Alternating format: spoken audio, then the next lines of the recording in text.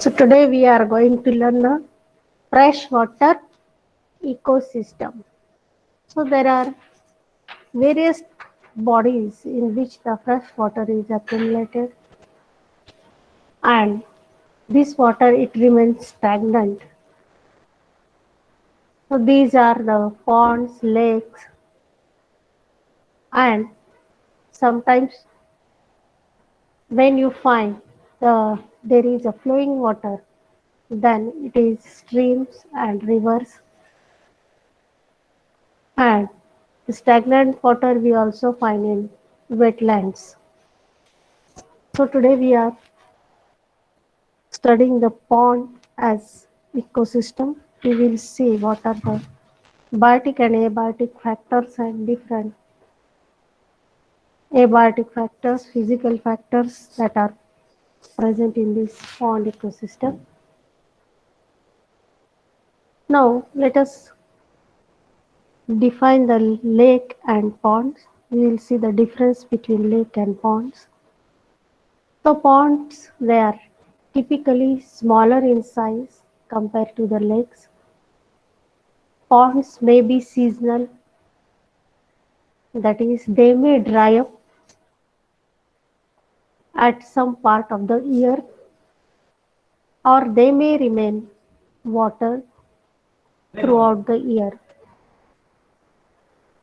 The size of the pond is comparatively very less, but size of the lake is very large and it may occupy the area from hundreds to thousands, hundreds of the square meters, and the water remains stagnant continuously hundreds of years together in the lake. But again, there are possibilities that because the water is stagnant in the lakes, so sometimes it may become dry.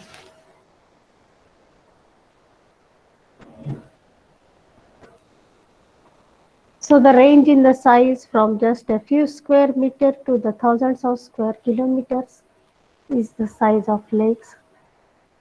Ponds, they are essentially seasonal and lasting just a couple of months, such as sessile pools. These pools, they are comparatively very smaller than the ponds,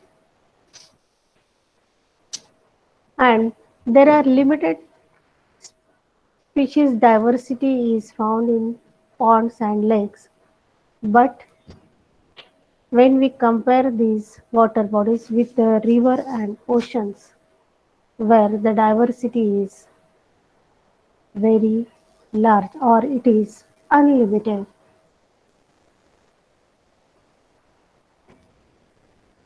Now what we will see what are the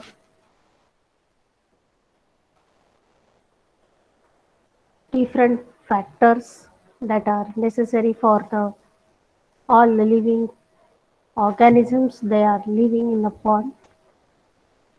When we see the plants as a biotic factor, then they need carbon dioxide, they need oxygen, they need sunlight, they need nutrients, which is in the form of food, minerals, salts that are dissolved in water and in the shore area of the pond, etc. The producers or the plants that are living in the water and even at the shore of the pond, they use carbon dioxide for their photosynthetic activities. They produce food and at the same time they release their oxygen through the respiration. This oxygen released by the aquatic plants it dissolves in the water, and this oxygen is utilized by the other animals, microorganisms that are living in these pond. The sunlight is necessary for the photosynthetic activity, and it is also necessary for the other organisms. Most of the animals they remain in the photic zone of the lake or ponds.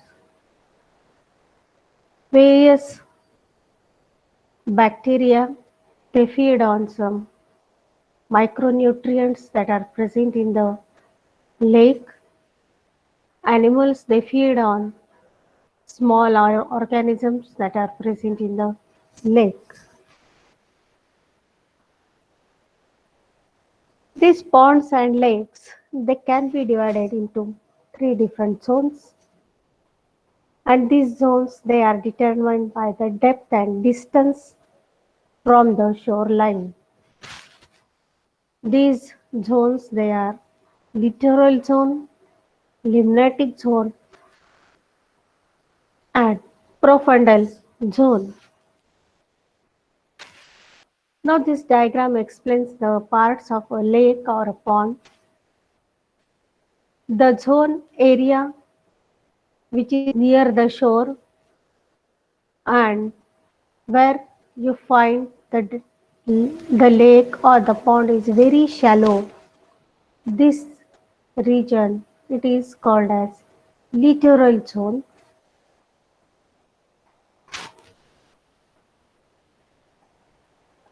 All the microorganisms or small insects, small animals, small plants, aquatic herb shrubs, they grow in this area of littoral zone.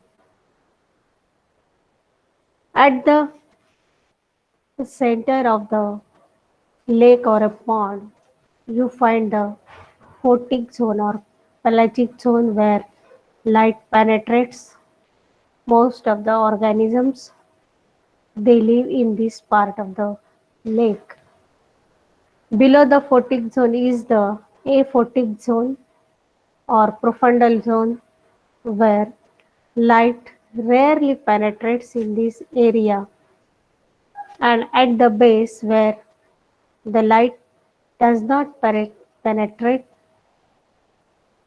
and some of the burrowing animals living in the dark areas they are present in this profundal benthos part of the pond.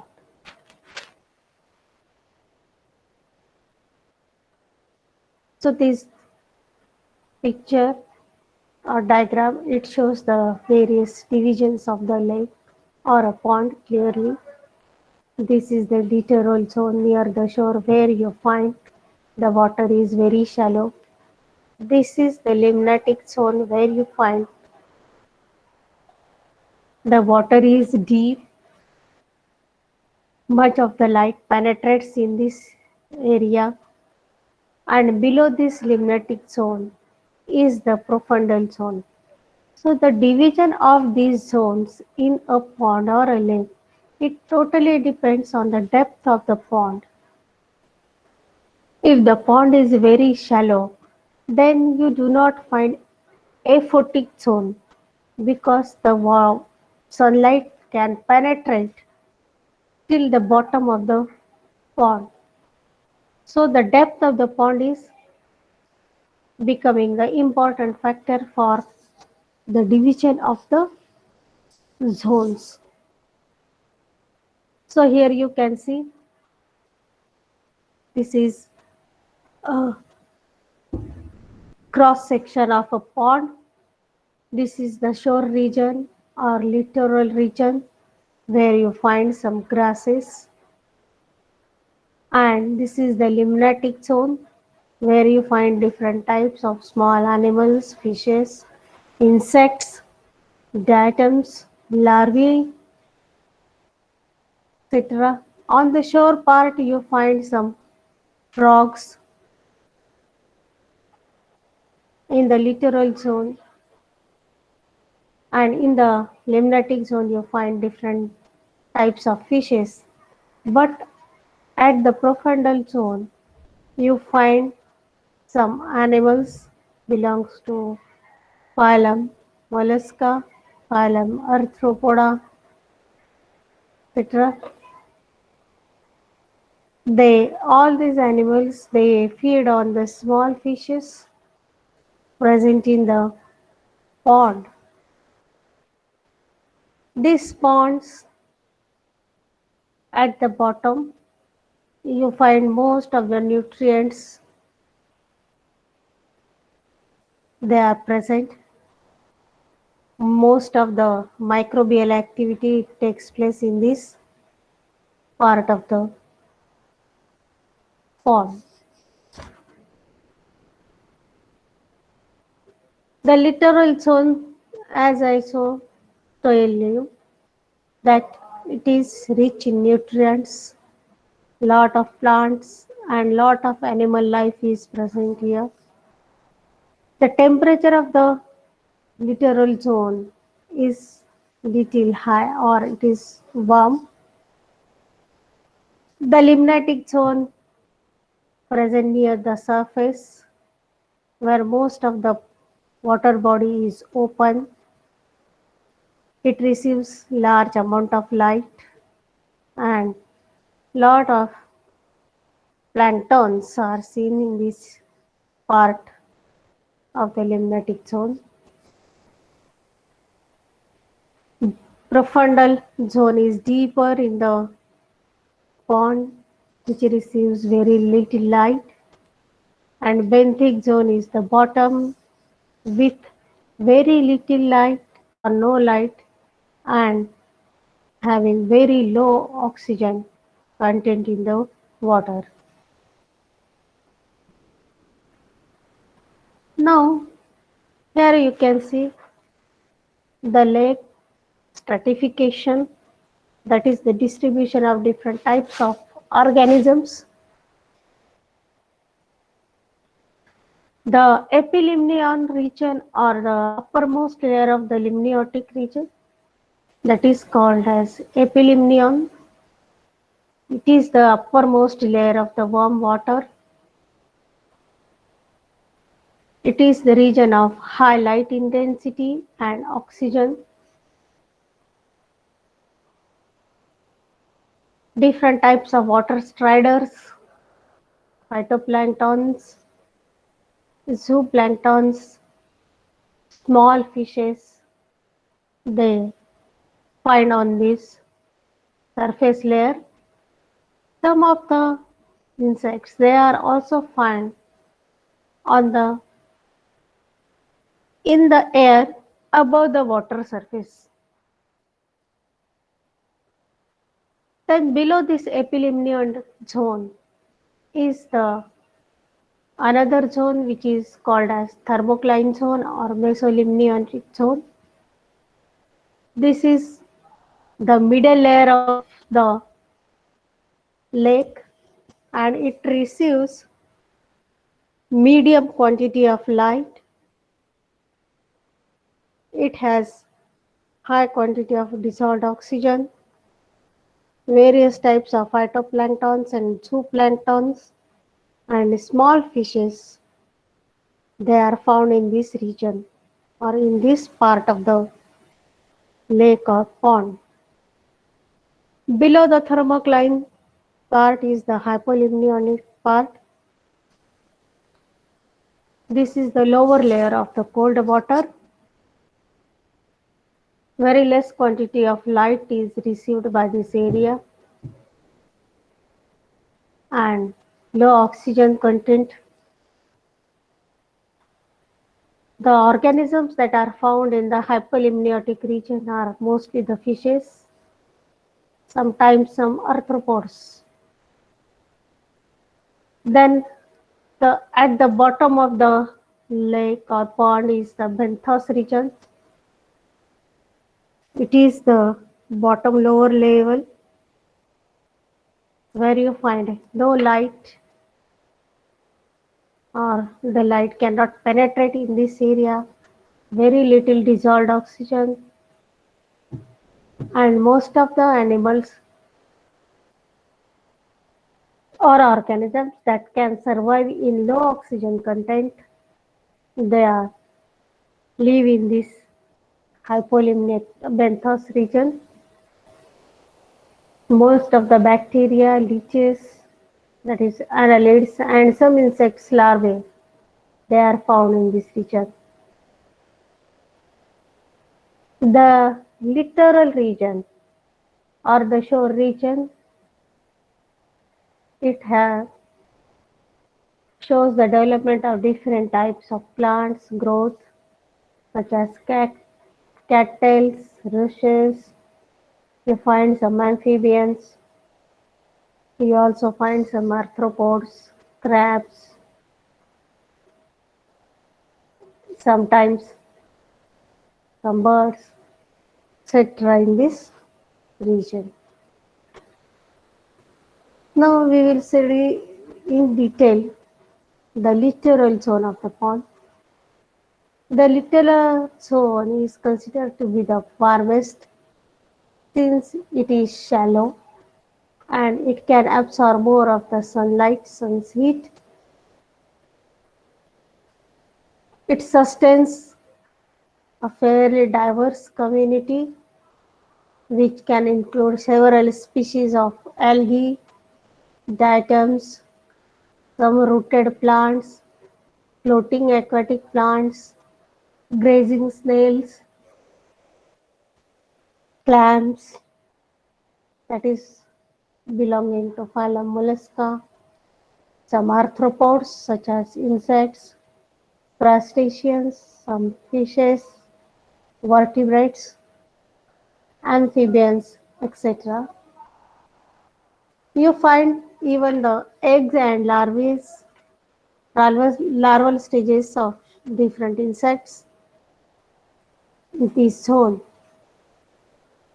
The vegetation and the animals that are living in this littoral zone, they are the food sources for other organisms or creatures such as turtles, snakes, ducks, etc. Now we see in detail the limnatic zone. The limnatic zone is the near surface of the water, and this limnatic zone is surrounded by the littoral zone. This zone of the pond receives much light and it is dominated by different types of planktons such as phytoplanktons and zooplanktons. These planktons, they are very small in size, that is microorganisms, and they play a crucial role in the food chain development at primary level and the survival of the other organisms in these ponds or in this region is not possible without the food. So the planktons are the important part of the food chain at low level.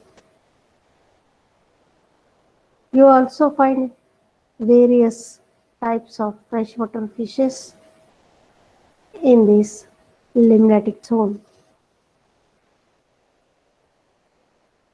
Then we see the profundal zone.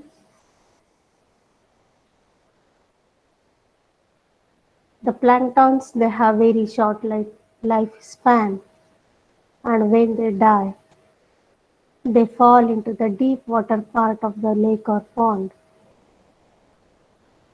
Much older and denser than the other two parts of the lake, this zone receives very less quantity of light or amount of light, and the light has to pass through the limnatic zone, and when it reaches to the profundal zone, and the level of this profundal zone also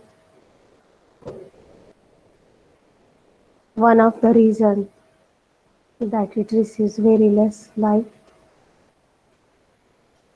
Most of the animals, they are living in this profundal area. Microorganisms such as some bacteria which are feeding on the dead matter, detritus matter, they are living in this area. They feed on the dead matter and decompose the dead material into the basic nutrients. Now we see some abiotic factors of the ponds. The temperature of the pond, it remains changing. Different region has different temperatures, limnatic, littoral, profundal, benthos regions. The temperature of the pond changes seasonally also. In summer, you find the temperature is very high on the surface, but the temperature is low at the bottom. Therefore, the temperature of a pond, it ranges between 4 degrees centigrade near the bottom to the 22 degrees centigrade at the top, and in winter it ranges between 4 degrees centigrade, while the topmost or the uppermost layer of the ponds may reach up to the 0 degrees Celsius, and sometimes ice layer is formed on the surface. There is a layer between these two layers which is a very narrow zone and called as thermocline zone. The temperature of the thermocline zone, it changes rapidly with the depth. This is the region where you find both very low temperature and high temperature water. It mixes, therefore is called as thermocline zone.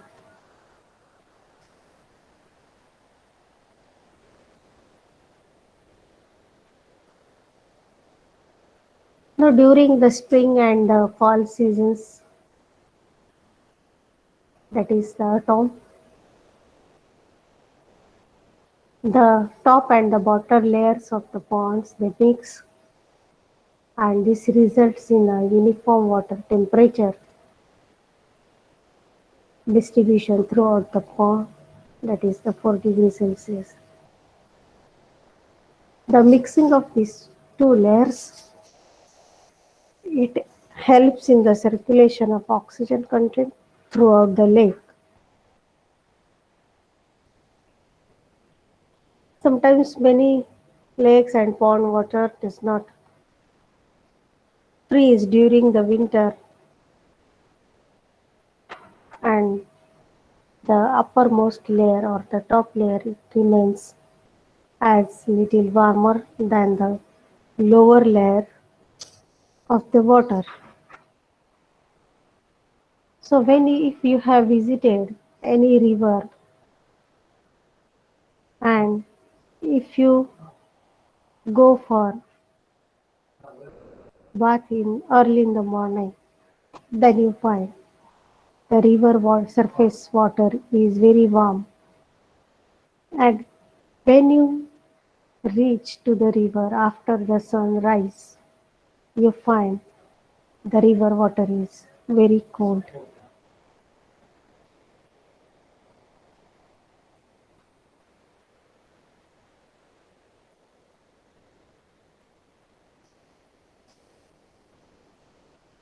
So sometimes when there is formation of ice layer or Most of the pond is covered by some aquatic plants. Then uppermost layer of the pond is remains covered and it blocks the penetration of sunlight, and in this way it also prevents the photosynthetic activity that is occurring in the aquatic plants. The oxygen levels in the pond it also lowers, and some plants and animals may die because less oxygen is there and less sunlight is received by the pond or lake. So in winter, because of this formation of ice and without sunlight, most of the plants they die. Therefore, it is also called as winter kill. So these are the various types of animals: vertebrates, invertebrates, diatoms, and phytoplanktons, zooplanktons, algae. They are living in the pond. There are birds, duck, you find amphibians, reptiles, fishes, along with algae, Spirogyra, nostoc, euglena, diatoms, etc.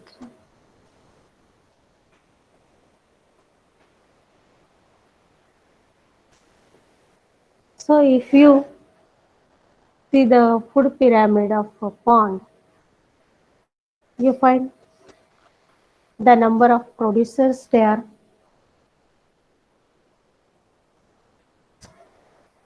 present in, or they occupy the base of the pyramid. Large number of plants, aquatic plants living on the shore, they participate in the production of food. These are the different types of phytoplanktons also contribute in the production of food material. The primary consumers which are feeding on phytoplanktons, they are different small zooplanktons, very small fishes.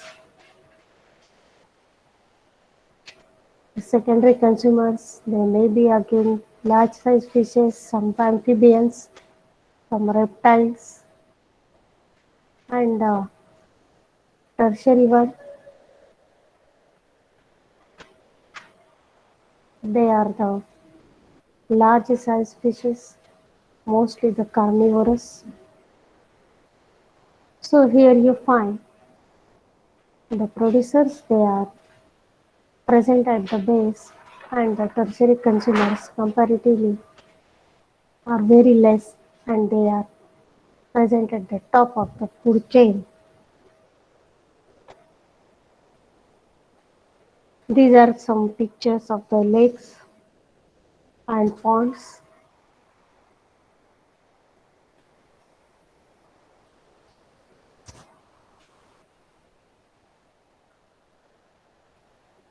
Here you can see whole lake is covered by aquatic plants.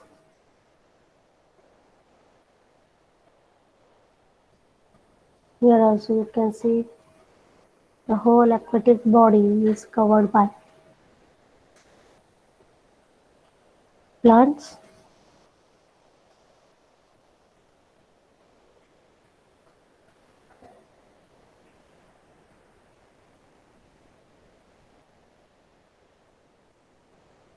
This is the lake palace of Udaipur. This is our Lonar Lake.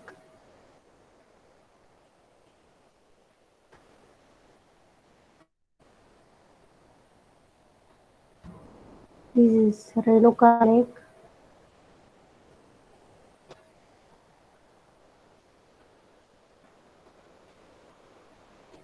This is Surashtal Lake.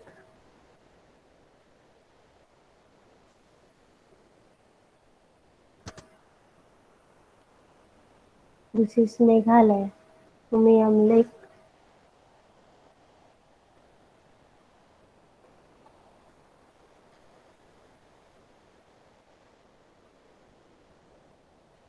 This is Pulicat Lake. कुठं आहे पुलिकत सरोवर? Hello, Yes, ma'am. कुठं आहे पुलिकत सरोवर कुठं आहे? Do you know Chilka Lake? Where is Chilka Lake?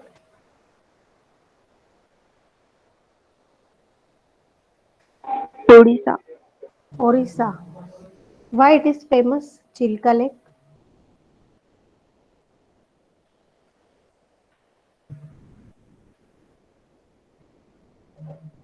Chilka Lake is the only marine lake, and you find different types of whales of India in this Chilka Lake. And where is Pulicat Lake? Andhra Pradesh. Yes, it is in Andhra Pradesh.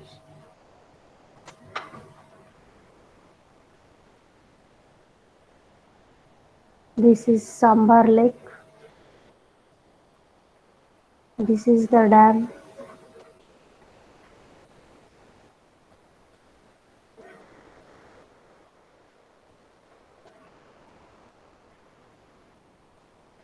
This is Nako Lake, northeast.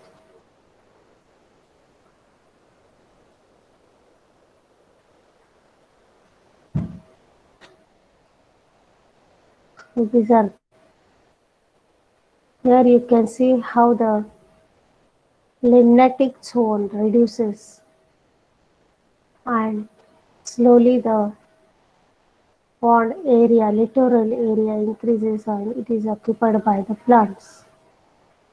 And how the lakes or ponds they dry.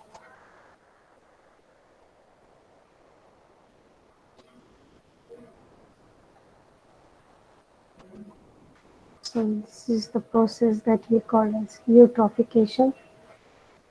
So many times when there is plenty of nutrients are available in the plant and ocean, in the ponds, oceans, and much of the area is occupied by the plants.